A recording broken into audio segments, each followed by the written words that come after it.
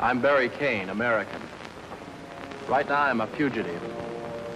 A couple of days ago, I was an aircraft worker. Then something happened. My best friend died in that fire. The authorities questioned everybody. I told them what I knew. There were 2 detectives here a moment ago. They wanted to arrest you. They said that you killed him. You don't know what it is to be hunted like an animal. To dread every door you open. To fear everybody. Even the one girl you could love. Welcome to the 27th episode of Foreign Correspondents Deeper into Hitchcock podcast. My host is, as always, Sebastian Smoliński. Hello. Hello. And today we have a special treat for you. As always, we will be talking about Saboteur, a film from 1942, which is a thriller, a Hitchcock thriller, but it's also a kind of a propaganda film. We will talk about that a little bit. It was made immediately after the Japanese attack on the United States in Pearl Harbor. So that was the context of the movie. Saboteur, of course, sounds a little bit like Sabotage, which is an earlier film by Hitchcock. So let's not mix those two up. Saboteur follows Suspicion and precedes Shadow of a Doubt in Hitchcock's filmography. And right away, I will say that I see many interesting things in this film, but I think it didn't age well at all. I didn't enjoy it. I think it's probably one of the weakest, in my view, of Hitchcock's films. But I will be very curious first to hear your take on it. That's great. So maybe we'll have a kind of a heated conversation about this film. This time I will defend the movie as a whole. It's a recurring theme in our conversations, the fact that maybe not all of these early movies by Hitchcock really hold together, that they are inconsistent often, and that's true. I must say that revisiting this movie was quite interesting for me because I forgot like almost every single scene and shot. Of course, I remembered the Statue of Liberty finale.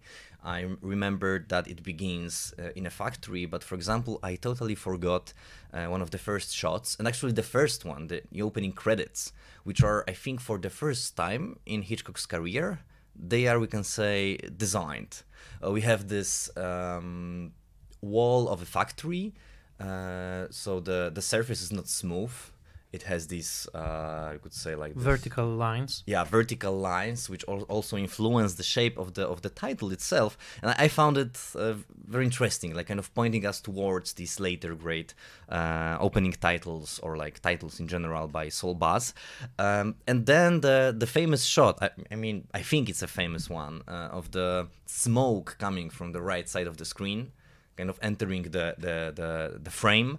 And in the background, we have, once again, this factory wall. Kind of an abstract shot, and I was surprised. Wow, I remember that this movie is like this kind of a B-class entertainment by Hitchcock, derivative of 39 Steps and so on. But here in these few shots, I found a really interesting visual ideas, and I was, let's say, hooked on. I wanted to see more.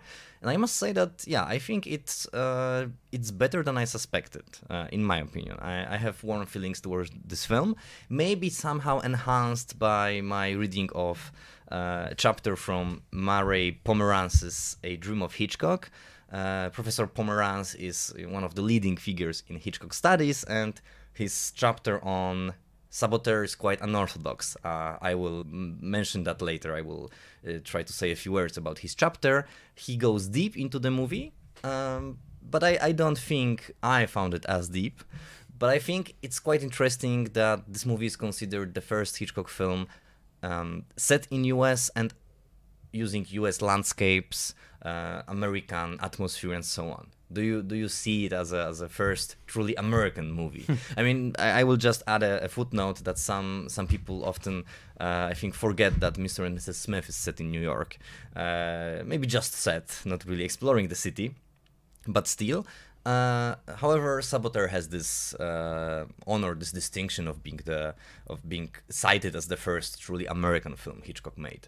Well, I completely agree about the opening titles. I think they are wonderfully designed. And yes, I never thought of this, but it's true. This is the first designed opening sequence in Hitchcock, pointing to some later abstract ones, like North by Northwest, for example.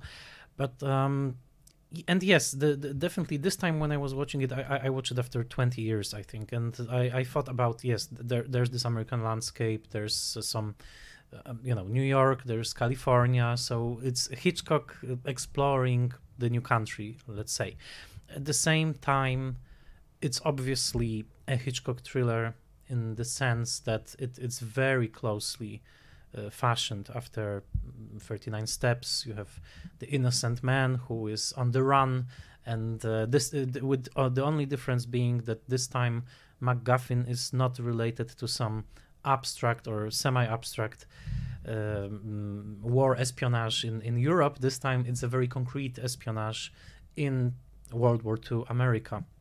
So basically the MacGuffin makes itself more significant. The MacGuffin loses its wonderful light quality of being, not attached to anything of importance. It's actually very important because this is a film, of course, made during wartime. The problems with the film start, I think, with the fact that it was designed for a different cast. There was an idea to cast, let's say, A-level actors, for example, Barbara Stanwyck. And Gary Cooper. And we ended up with Robert Cummings and Priscilla Lane, who neither of whom were A-class names. And you can definitely tell why, because they don't have the charisma. They are both very likable, but that's just about it. They are quite banal they don't have any of this sort of suave air of Robert Donat, or I won't even mention Cary Grant. They are very pedestrian. So, and this takes away from the film, I think, that it's a very, very banal couple that is sort of squeezed into this Hitchcock formula. The thing that I found most interesting is that it's almost in the structure and also even in some incidents. It's like a fairy tale, because the main couple, who, by the way, start, of course, by antagonism. The woman wants to turn the man in. She thinks he's guilty of sabotage, of war sabotage, and over time she learns that he's actually innocent. And they meet a number of characters that are taken away like from Brothers Grimm fairy tale. There's the kindly blind man who sees more than we who have vision. There's a circus troupe of freaks that's so kindly and open to the main characters, unlike the hostile society on the outside. And at some point, it's almost really like a fairy tale when Robert Cummings comes to Otto Kruger's sumptuous mansion, and it's all those the swimming pool, innocent baby playing by the pool. It's exactly like this could be Neverland, him coming to some diabolical villain who deceives everyone by being very kindly and very very smooth. So this, I think, is interesting, but as I say, I think that the quality of performers, they give good performances, but they are not true stars. So it takes down for me the movie, couple of levels. I agree with that. Maybe I would like to just provide a bit of a context, because I think we may agree that it's the first Hitchcock film with this consciously designed abstract titles, but also I think it's his last B picture, let's say. Of course, we should be cautious with that, because still it's Alfred Hitchcock after his movie won an Oscar doing another film for Universal, for his first film at Universal. So of course, and associations with Universal horrors are not are not out of place, because the cameraman, the director of photography, was the one who was involved, for example. And I think Val Lewton was involved, yes, also, who produced many of the famous horror films. So yes, this is the first Universal production, and of course Hitchcock was sort of on loan from David O. Selznick, which is indicated in the titles. Exactly. So he was, he was in a difficult situation professionally, because he was this asset of David O. Selznick, but Selznick was often reluctant to pursue the project that Hitchcock wanted to do. So that's why we have these breaks of several years between each Selznick production that Hitchcock directed, right? So Hitchcock is somewhere in between. He wants to explore, he wants to make movies, and he needs to find these better chances to do them. And he was quite lucky to find the producer at Universal who really liked him. And Jack Skirball was his name, and he really allowed him to do a lot of stuff, to maybe not go over the budget, but he even allowed Hitchcock to have some interests in the production, to earn more money. And he generally, he was one of these producers who were fans of Alfred Hitchcock, like Walter Wanger, who produced Foreign Correspondent. So that's this context. But of course, Universal was not the most glamorous of studios, right? It's not like Hitchcock is loaned out to MGM, which probably would have been impossible in the early 1940s. Maybe post-war he could direct something at MGM. Well, he did.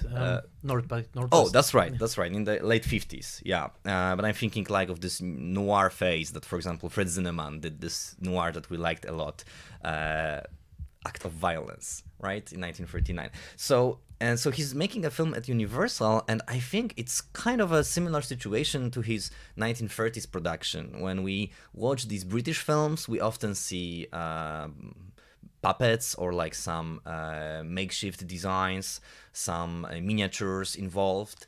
And actually, of course, it continued in British cinema up until the 1940s. I was recently watching It Always Rains on Sunday, and I was struck to see that there is a single shot, relatively simple shot, of a car driving down the road, which is made as a miniature shot. 1947, neorealism is out there, changing the look of cinema. We have location, filming on location, and so on. And still in UK, in a production produced by Michael Balcon, It Always Rains on Sunday, we have this miniature shot. So coming back to Saboteur, we have many tricks in this film, efforts on the part of Hitchcock to really disguise this movie as a more lavish production that it actually was. So that's one point, and I think I agree with you with the fairy tale quality. Certainly in terms of the plot, it's quite a bit of a fairy tale, and the sequence with carnival performers is quite bizarre, but still very interesting. But I would also say that it has this dreamy quality because of these old-fashioned special effects. Of course, Hitchcock was always one to use rear projection. But here it even, I think, enhances this quality of a dream because this production was so cheap. So I think if it were a A-class production trying to be like another Gone with the Wind, it wouldn't work like that. Because of the scarcity of resources, we have many tricks, matte shots, and so on. So I think that's one thing. I agree with you that main performers are less interesting than all the others. But I think one reason to really, if you haven't seen this film, one reason to watch this film is for Norman Lloyd's performance. I think it's a really good one. So I don't know if you liked Norman Lloyd's performance in Saboteur. Yes, but he by the way, he plays Frank Fry, who is the real Saboteur of the title. I think he's effective, and of course he's immortalized by this film because it is him who is falling down from the Statue of Liberty at the end.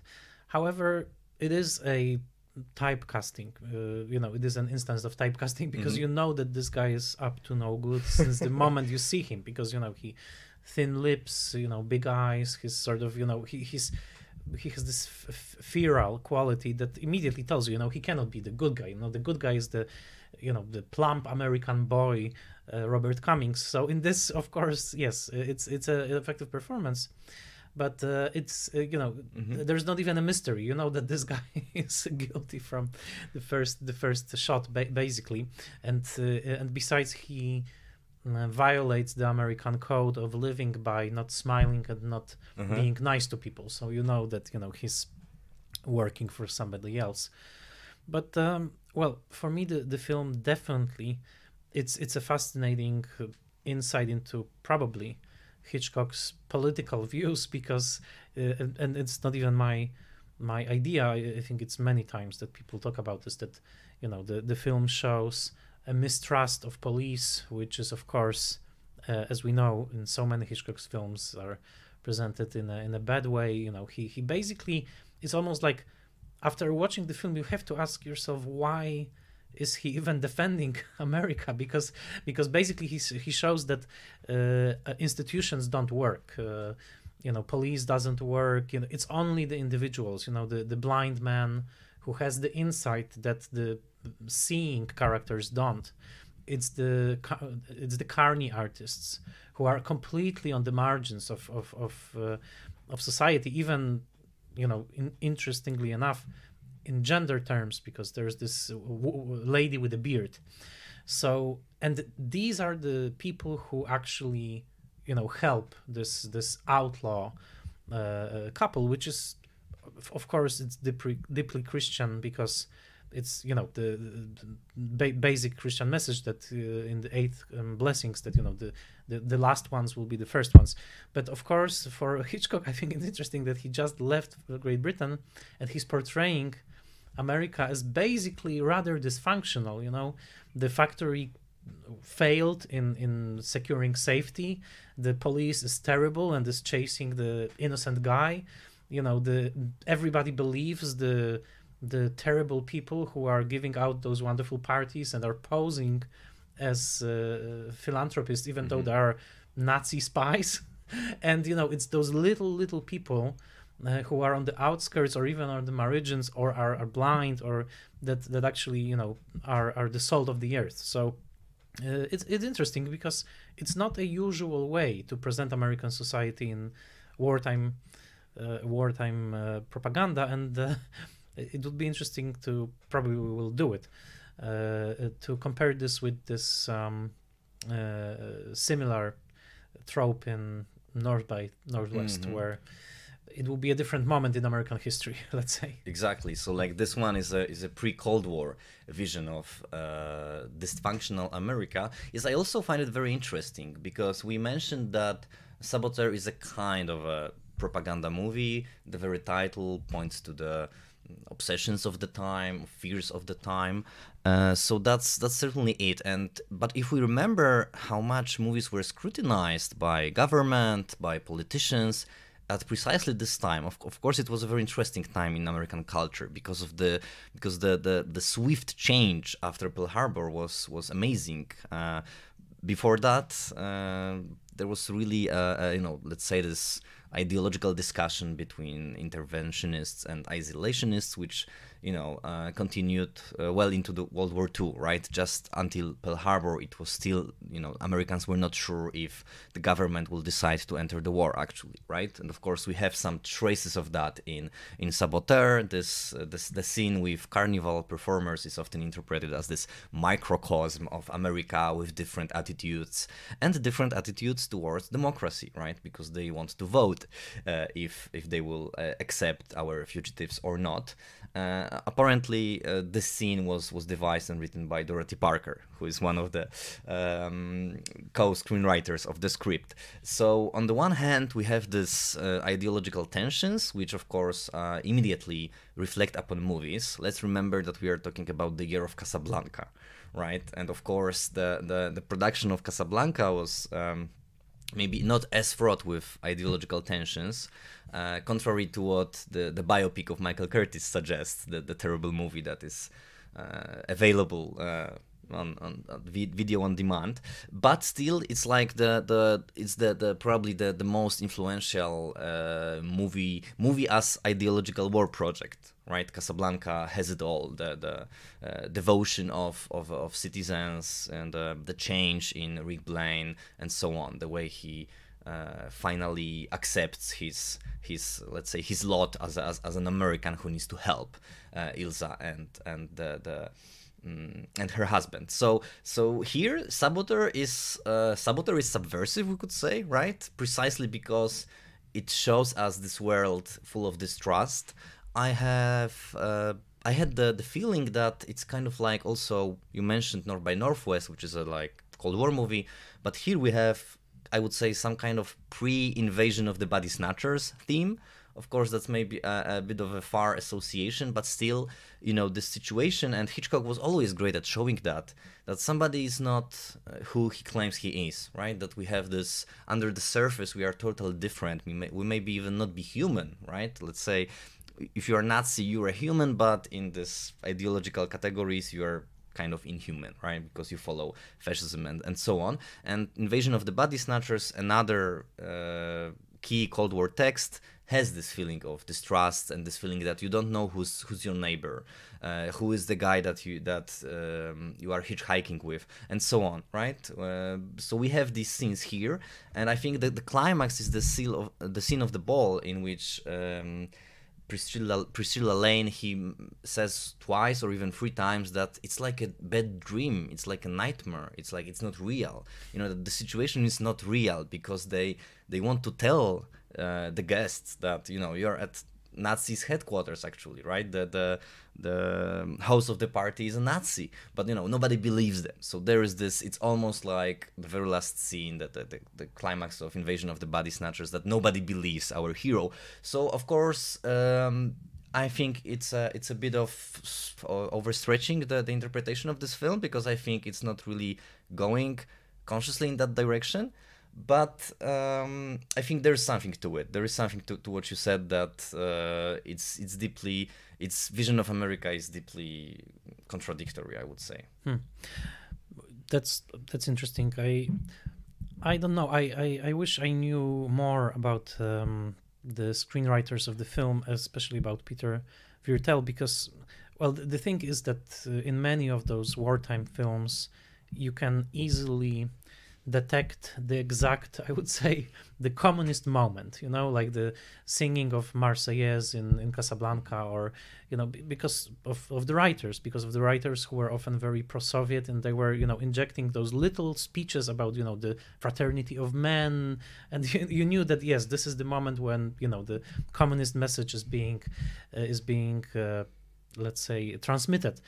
But Hitchcock was from a different world. He was not an American director, so he was not part of this American club of, you know, very pro-communist or semi-communist, or, you know, Hollywood people. He was from the outside, and he was never drawn towards that. So I think in this film you don't really get those moments easily that you know, would suggest something like that, which is interesting. It also brings it closer to this fairy tale. I think that for Hitchcock, it's really the evil versus good. It's not one political force versus other political force. It's evil versus good, and you are either good and you follow, you know, people like the blind man and the carny people, or you are evil, and then you are, you know, swimming in the pool of Mr. Charles Tobin, and, you know, you are basking in the sun.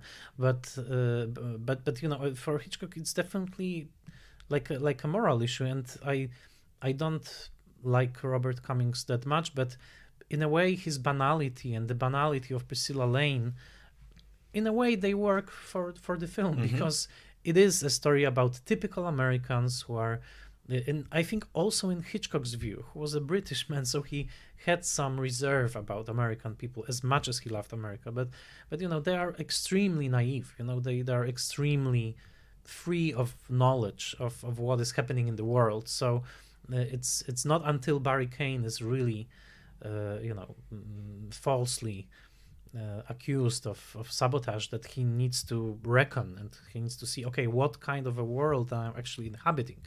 Are all people my friends? Is this really a republic? Maybe not. But, you know, this is only because of the glitch in the Matrix. Before that, he was, you know, smiling wildly to the secret agent, because he was taught to smile to people, and he was taught to be nice. So that's the American way. So yeah, I think, and we need to speak a little bit about the climax. I mean, it's a wonderful sequence, and using of the landmark location of Statue of Liberty with wonderful trick photography, and it's fantastic. It's such a bravura take, you know. It's like nothing else before. To use such a landmark in this way, of course, it looks forward to Mount Rushmore in North by Northwest. But yes, this is a big sequence, you know. It's like, yes, this is the reason you paid for the ticket. You wanted to see this big sequence on the Statue of Liberty.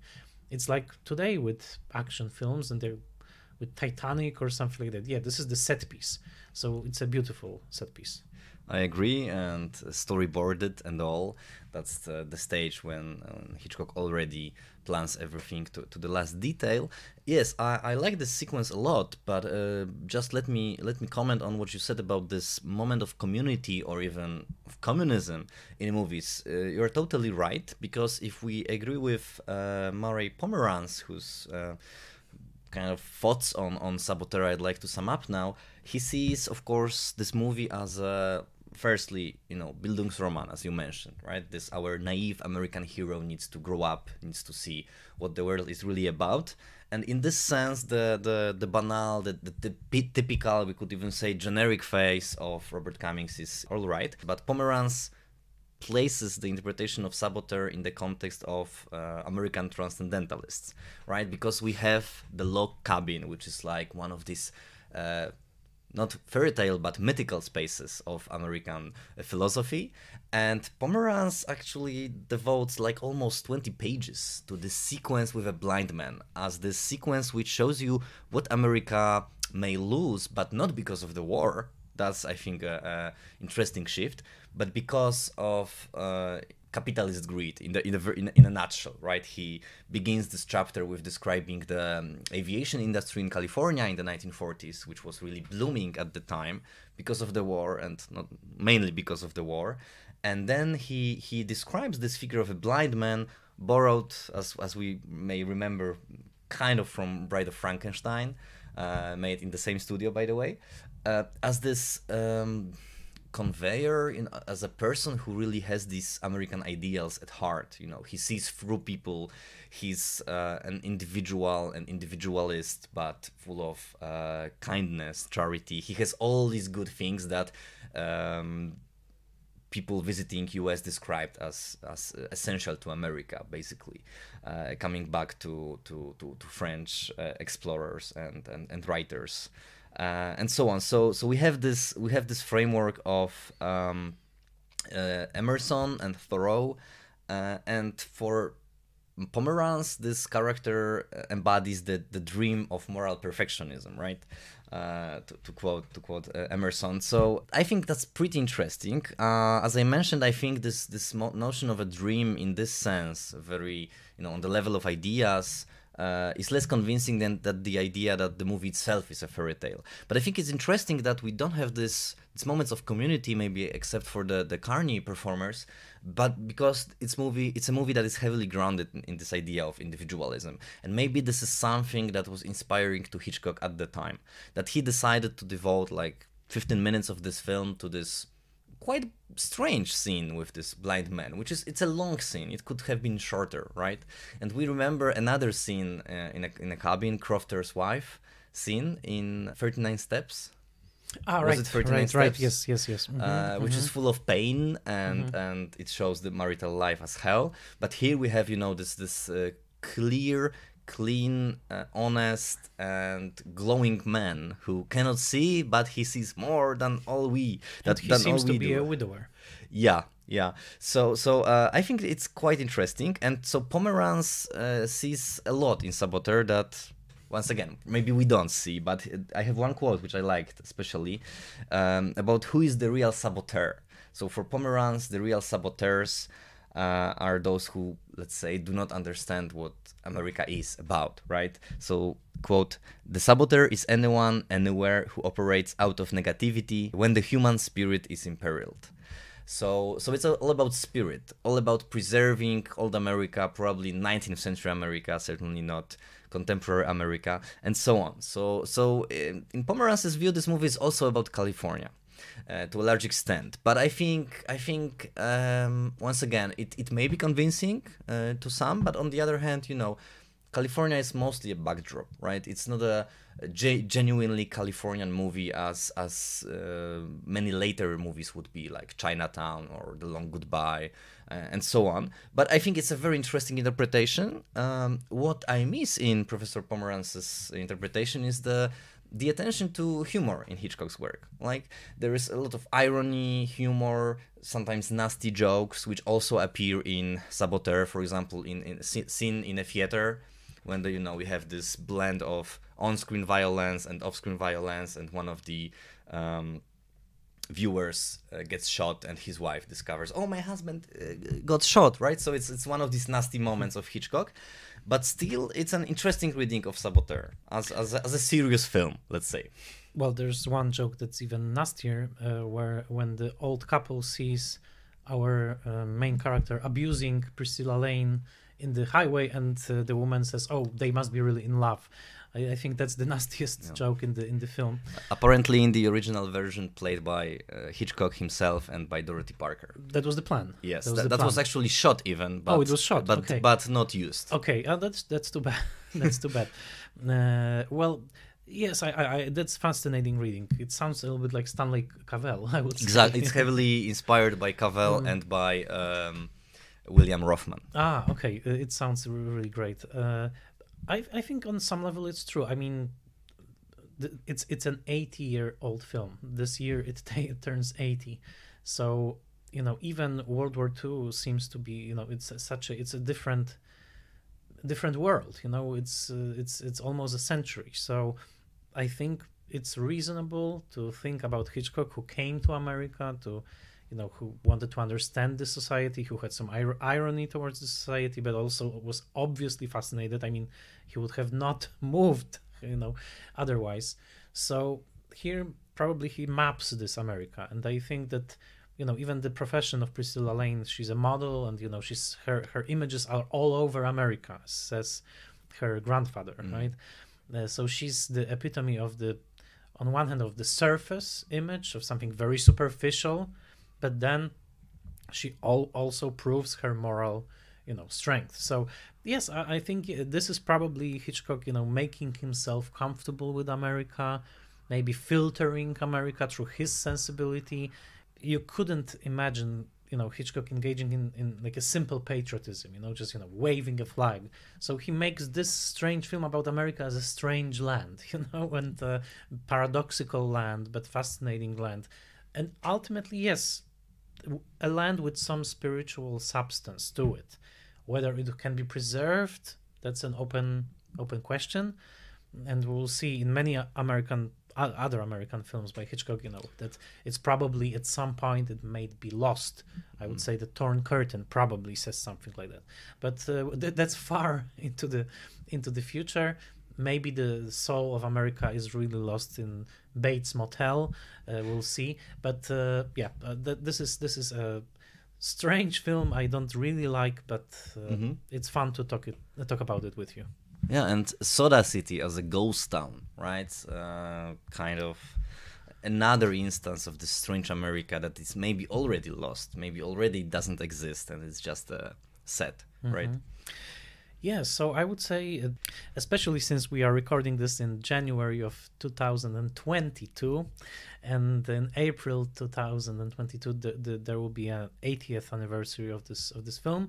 We definitely urge you to see this film, which was a commercial hit upon its release. It made money, it was popular, it was quite well reviewed, but I cannot say I really like it. I'm definitely looking forward to our next conversation, which will be definitely about one of my favorites, which is Shadow of a Doubt. And it's also a film about American life and about California. Exactly. Yes, I'm also looking forward to that. I think next episode will be about a real masterpiece, a major Hitchcock film. So that's great. Just two last notes. On a feminist note, I would like to symbolically say goodbye, at least for a time, to Joan Harrison, who was with Hitchcock until the early stages of the production of Saboteur.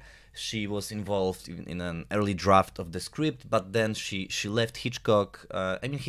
You can find the information that he groomed her, that he was supporting her career. And there's of course the whole book about Joan Harrison, who went on to become a respected producer. She already was credited with several Hitchcock films as a screenwriter, so that's definitely a great career. And Christina Lane wrote a very engaging biography of Joan Harrison, and she sums up her style. And the question is, so I will read this one sentence, and you may think who made similar movies, right?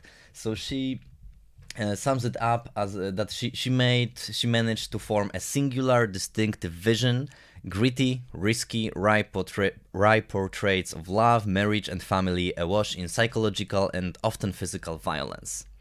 To me, it sounds a bit like Hitchcock, but of course, the question is which way the influence went, right? One of the arguments of Christina Lane is that actually Joan Harrison helped to establish Hitchcock persona and Hitchcock trademark. They will work together again on television programs, Alfred Hitchcock Presents and Alfred Hitchcock Hour. So a great figure, fascinating woman. And what is the title of the book? Let's tell to our listeners. Phantom Lady. Phantom Lady is the title because Joan Harrison was the force behind this great film noir by Robert Siodmak. Hollywood producer Joan Harrison, the forgotten woman behind Hitchcock. Wonderful. So the title says it all, and we recommend it. It's a really good read, and many contemporary producers think that Joan Harrison was actually the role model for later producers like Caitlin Kennedy or Amy Pascal, right? So let's remember about her, one of three women that were producers in the 1940s. Wonderful. And I will just say we are not done yet with the propaganda films by Hitchcock, because we still have Lifeboat ahead and some other films that we'll tell you about soon. But yes, this is wartime Hitchcock. So let's not remember our podcast reached that moment when, it's the Second World War and Hitchcock is already a very established filmmaker and maker of an Oscar-winning film, and will proceed with his 1940s filmography. This was wonderful. Thank you so much again, and thank you for listening. Please follow us at Foreign Correspondents Deeper into Hitchcock primarily on Facebook. Please tell about the podcast to whoever you like and whoever you think would be interested in listening about Hitchcock. And this is another year of our project, so we are well into it, and we will bring you another episode very soon. So thank you so much, and this was another episode of Foreign Correspondents Deeper into Hitchcock.